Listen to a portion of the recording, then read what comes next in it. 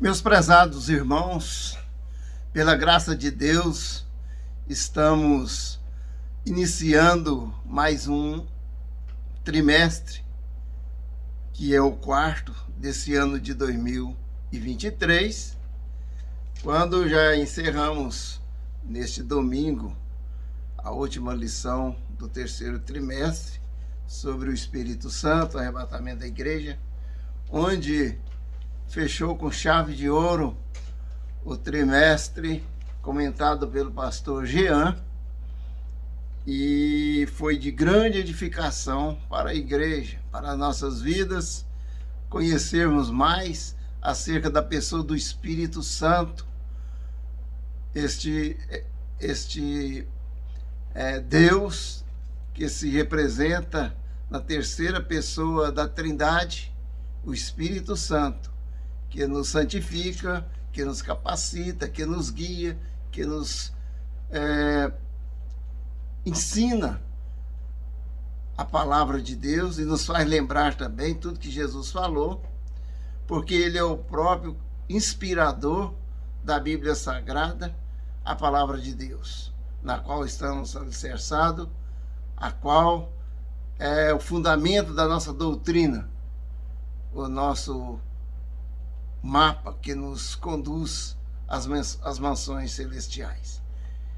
Então, tendo em vista agora o início, nesse 1º de outubro, do quarto trimestre, que Deus, pela sua infinita graça, nos concedeu a oportunidade de estarmos comentando esse tema inspirado pelo Espírito Santo, que é as armas da nossa milícia.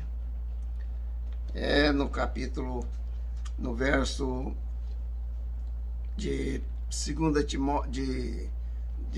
Coríntios, no capítulo 10, verso 4, que diz: porque as armas da nossa milícia não são carnais, mas sim poderosas em Deus para a destruição das fortalezas.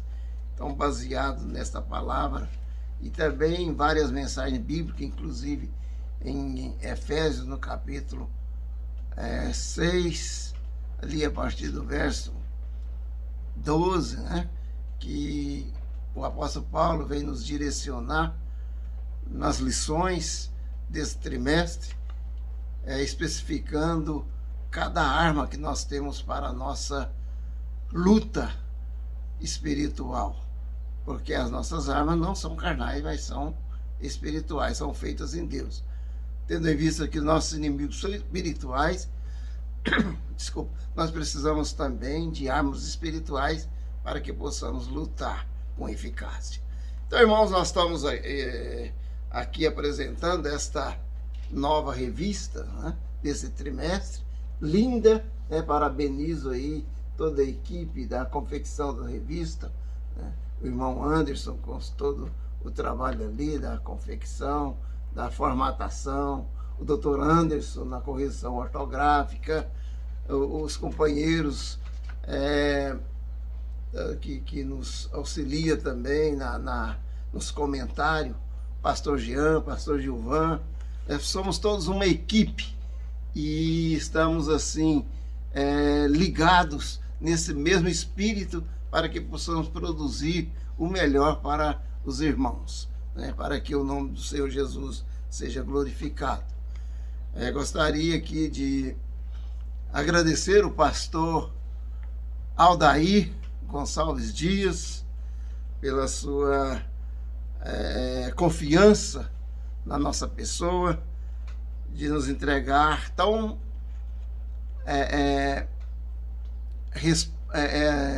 uma obra tão responsável, nos entregar esse compromisso de estarmos assim comentando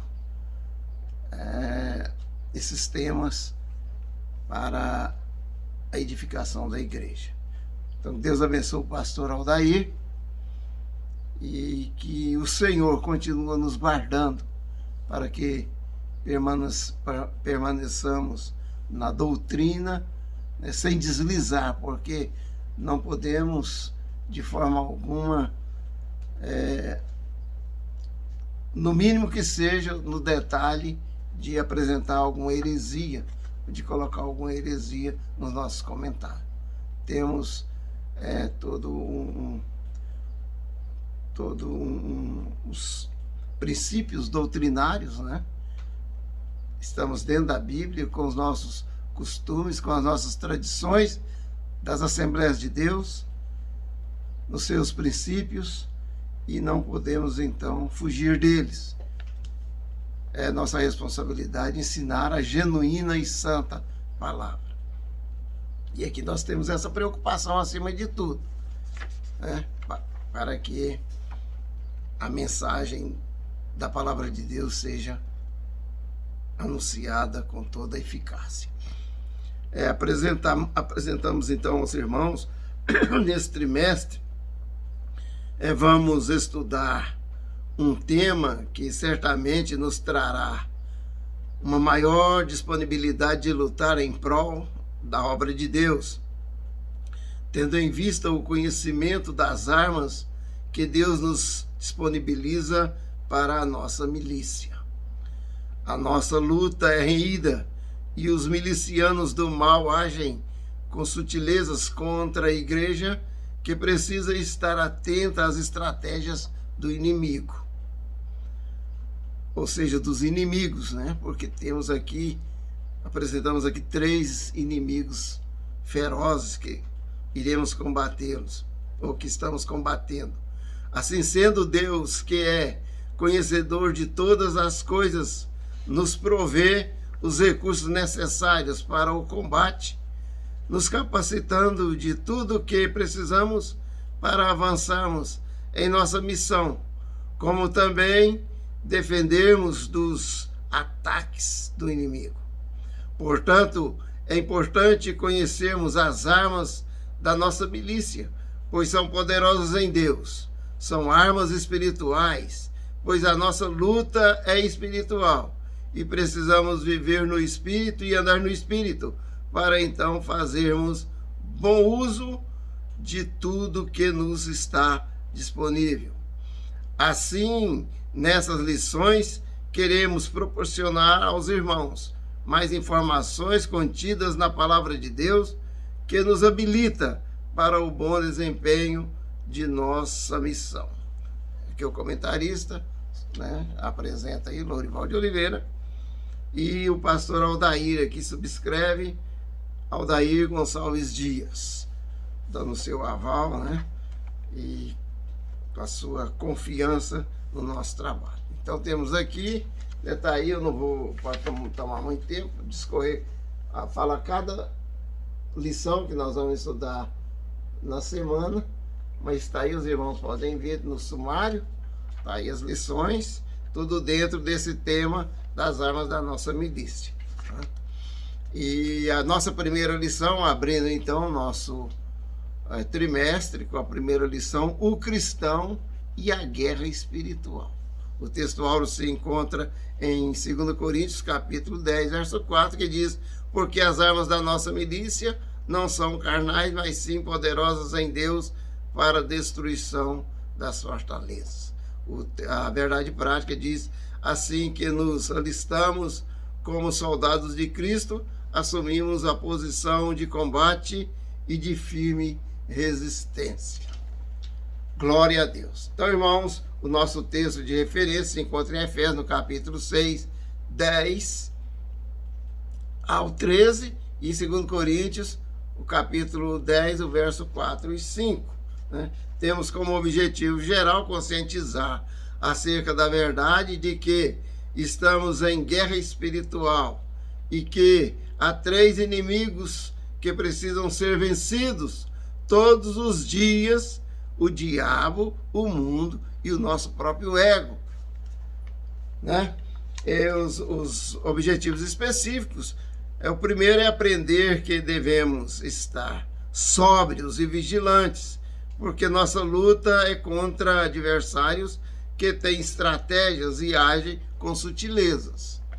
O segundo tópico, mostrar que as armas de nossa milícia não são poderosas em Deus para destruir as fortalezas. E o terceiro objetivo específico, entender que precisamos nos revestir de toda a armadura de Deus para alcançarmos a vitória.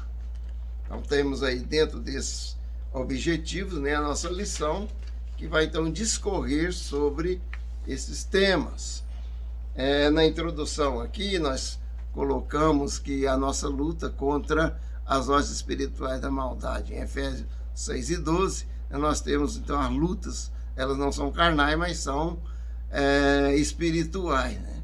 E a nossa habilidade humana, né? As riquezas, a capacidade operacional, eloquência, persuasão, influência, personalidade, são em si mesmas inadequadas para destruir as fortalezas de Satanás. As únicas armas adequadas para nós podermos sermos vencedores, né, e desmantelar os arraiais de Satanás, as injustiças, os falsos ensinos, os encantos do mundo e nosso ego, são as armas que procedem de Deus, segundo a graça que há em Jesus Cristo. Lembrando que o Espírito Santo está conosco, sempre nos assistindo em todo o tempo, né? Então, irmão, nós temos aqui os três inimigos. Nós discorremos aqui, falamos então sobre o primeiro inimigo, que é Satanás. Falamos da sua origem, né, que ele foi um anjo ungido no início, mas se rebelou. Seu comércio, ele cresceu, ele quis o seu trono nas mais altas nuvens, e como a glória de Deus não dá a sua glória a outrem, então ele foi derrubado e caiu por terra. Com a sua queda, ele arrastou uma terça parte dos anjos, diz a Bíblia. Aqui nós temos as referências, né?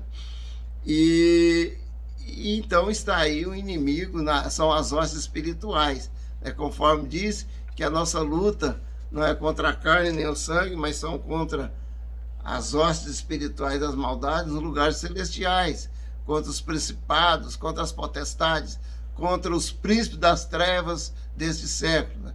Contra as hostes espirituais, né, que estão nos ares, aí sempre buscando a derrotar o cristão, porque ele luta contra a obra de Deus e luta contra o próprio cristão. Então as ações de Satanás no item 1 e 2, né, o império de Satanás é esse, é a antiga serpente que levou a derrota para os nossos pais no Éden, Adão e Eva, e o pecado, então, ele se estendeu a toda a humanidade, veio sobre todos, né? A Bíblia diz que todos os pecados destituídos estão da glória de Deus, mas Jesus Cristo veio para trazer, né, a vida eterna, porque Deus, ele, conforme diz Romanos 6:23, que o Senhor, ele nos traz a vitória em Cristo Jesus. É o dom de Deus, o dom de Deus está em Cristo Jesus, né, que nos traz a salvação. Então, irmãos, nós vemos que aqui no item 1 e 3, né, atualmente Satanás, ele guerreia contra Deus, contra o povo de Deus, e por isso, né, nós devemos estar revestidos e nos resguardados, apercebidos de todas as sutilezas do inimigo. Nós temos um subsídio aqui que diz: os espíritos malignos estarão grandemente ativos nos últimos dias desta era, na difusão do ocultismo, imoralidade, violência e crueldade. Atacarão a palavra de Deus e a sã doutrina, que nós temos as referências. O maior surto da atividade demoníaca ocorrerá através do anticristo e seus seguidores. Então, quando o homem do pecado se manifestar, então aí será a sua atuação total para culminar em todas as profecias que Deus já tem revelado através da sua palavra. Um segundo inimigo que nós temos, irmãos, é o mundo, né? O mundo está em oposição a Deus. Nós sabemos que o mundo, vem da palavra cosmo, frequentemente se refere ao vasto sistema de vida desta era, fomentado por Satanás. e existente à parte de Deus. Consiste nos prazeres, obviamente, malignos, imorais e pecaminosos do mundo. E também se refere ao espírito de rebelião que nele age contra Deus em resistência e indiferença à sua revelação. Então, toda heresia, tudo que vem contrário à revelação da palavra de Deus é uma ação negativa, né, que o Satanás está atuando em tudo isso aí. Satanás emprega as ideias mundanas de moralidade, da filosofia, psicologia, desejo, o governo, cultura, educação, ciência, arte, medicina, música, sistemas econômicos diversos, comunicação de massa, esporte, agricultura, para opor-se a Deus, ao seu povo e à sua palavra e aos seus padrões de retidão. Sabemos que o mundo, ele se faz inimigo de Deus. João disse muito claro, né, na sua carta em 1 João, que o mundo, ele está contra Deus, né?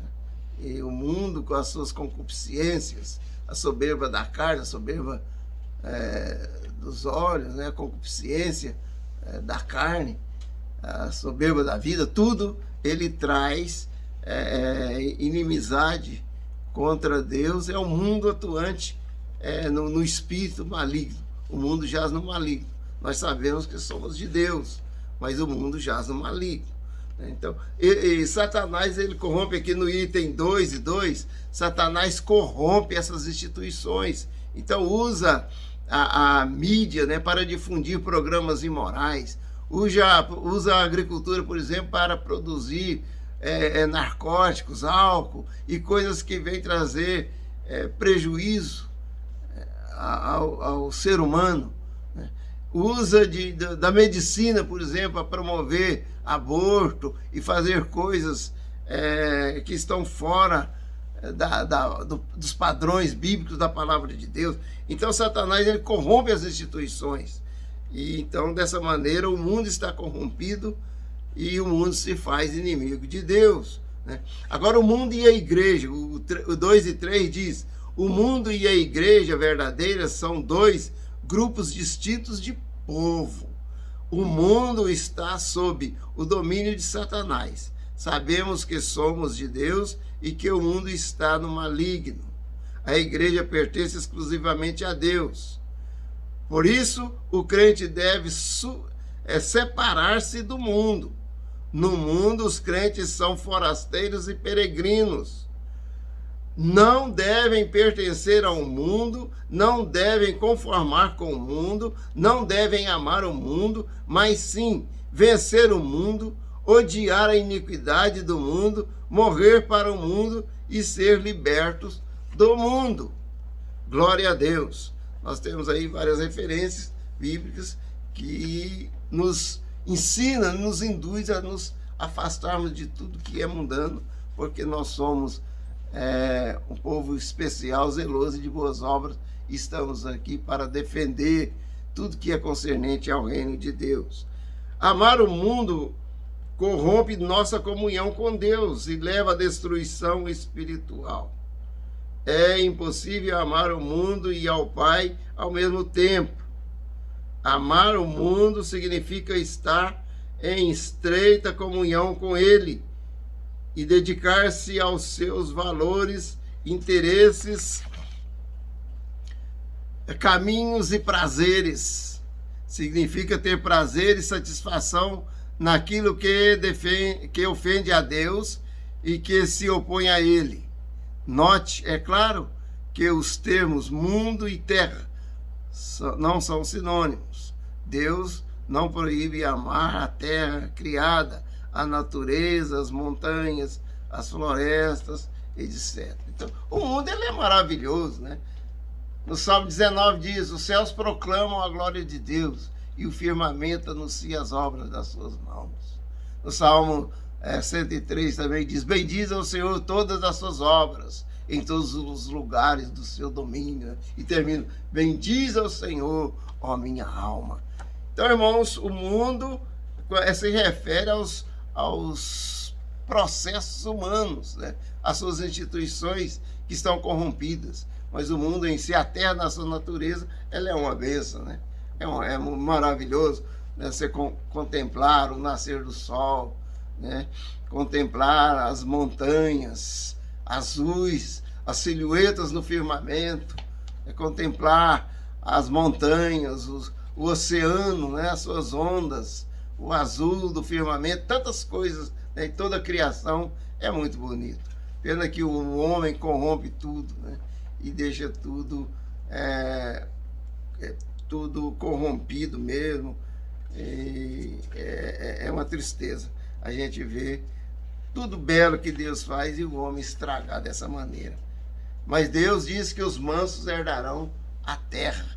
Então, quando nós apossarmos desse mundo, os mansos, os redimidos, o povo de Deus, nós vamos desfrutar em harmonia, né? Viver com interação perfeita com toda essa criação que Deus ele nos dá para os seus filhos. O terceiro inimigo aqui, eu estou falando meio rápido, irmãos, porque para não tomar muito tempo, o nosso vídeo não ficar muito longo. Já estamos aí com 21 minutos, mas vamos aqui, o terceiro inimigo, então, é o nosso ego, a nossa natureza humana, né? Deus, mediante decisão especial, criou o homem à sua imagem e semelhança. Podemos, portanto, comunicar-se com Deus, ter comunhão com Ele e espelhar o seu amor, glória e santidade. Ele tinha semelhança moral com Deus, pois não tinha pecado, era santos, tinham sabedoria, um coração amoroso e um poder de decisão para fazer o que era reto, o que era correto, certo? Quando Adão e Eva pecaram, sua semelhança moral com Deus foi desvirtuada. Deixaram de ser perfeitos e santos e passaram a ser propensos ao pecado. Propensão esta ou tendência que transmitiram aos seus filhos, né? Todos herdaram, todos pecaram, né? O dom gratuito de Deus é a vida eterna por Cristo Jesus. Em Cristo Jesus, então, Ele nos redimiu, né? Ele nos trouxe, né, uma nova oportunidade e derrotou, né, tirou, afastou de nós essa herança maldita do pecado deixada por Adão e Eva, que foram seduzidos pelo Satanás. Então, quando fala o egoísmo, a essência do pecado jaz no egoísmo. É apegamento do ser humano às coisas e aos prazeres para si mesmo, sem fazer caso do bem-estar dos outros e dos mandamentos de Deus. Isso leva à crueldade aos outros e à rebelião contra Deus e a sua lei. O pecado é a recusa da sujeição a Deus e a sua palavra. É inimizade contra Deus e desobediência. É também a corrupção moral dos seres humanos. Ele nos leva tanto a deleitar-nos em cometer a iniquidade, como também a sentir prazer nas más ações dos outros. Então, em Romanos diz bem claro aí, né? Que tanto a pessoa, ele peca dele ter prazer e dele estar conivente com aqueles que estão pecando. Só deles estarem participando, por exemplo, de qualquer uma ação, aplaudindo um malfeitor, achando bom, ou assistindo algum filme, alguma coisa, do promíscuo, por exemplo, ele também está pecando, porque está sendo conivente, né, está contribuindo para a proliferação do pecado. Então, nós devemos resistir. Aqui o item 3 diz, resistindo o pecado. Quando fala em resistir ao pecado, pelo fato de o pecado ter sido destronado, devemos resistir continuadamente ao seu assédio para reconquistar o seu antigo controle, sabendo que o pecado procura reinar mormente através dos desejos da carne.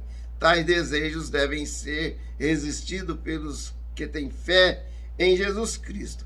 devemos resistir à concupiscência da carne, à concupiscência dos olhos, à soberba da vida, conforme já dissemos em 1 João 2,16, não colocar membro algum do nosso corpo à disposição do pecado, Romanos 6,13, e apresentar o nosso corpo e a nossa total personalidade submissa a Deus e a sua justiça. Aqui, irmãos, tem um subsídio teológico que eu gostei muito aqui, né? Que está assim: o cristão está empenhado numa guerra espiritual que ele trava por intermédio do poder do Espírito Santo contra os desejos corruptos dentro de si mesmo. O conflito espiritual interiormente no crente envolve a totalidade da sua pessoa. Esse conflito resulta ou numa completa submissão às más inclinações da carne, o que significa voltar ao domínio do pecado, ou numa plena submissão à vontade do Espírito Santo, continuando o crente sob o senhorio de Cristo. O campo de batalha está no próprio cristão, e o conflito continuará por toda a vida terrena, visto que o crente, por fim, reinará com Cristo. Glória a Deus. A conclusão diz: na sua guerra espiritual, o cristão é conclamado a suportar as aflições como bom soldado de Cristo, sofrer em prol do Evangelho, combater o bom combate da fé, guerrear espiritualmente, preservar, vencer, triunfar, defender o Evangelho, combater pela fé, não se alarmar ante os que resistem, vestir toda a armadura de Deus, ficar firme, destruir as fortalezas de Satanás, levar cativo todo pensamento e fortalecer-se na guerra contra o mal. Hebreus 11:34. Irmãos, está aí então a nossa primeira lição. A minha gratidão a Deus, conforme já tenho externado aqui, ao nosso pastor, aos nossos companheiros, a toda a equipe da escola dominical, aos professores, superintendentes, né? Aos alunos também, participantes, todos de uma forma geral, que contribuem direto ou indiretamente para o bom andamento da nossa escola bíblica dominical. Que Deus os abençoe grandemente e que possamos ter um trimestre bem proveitoso para crescermos então no conhecimento e na graça de nosso Senhor e Salvador Jesus Cristo. O meu abraço e que Deus nos abençoe a todos. Fiquem todos na paz do Senhor. Amém.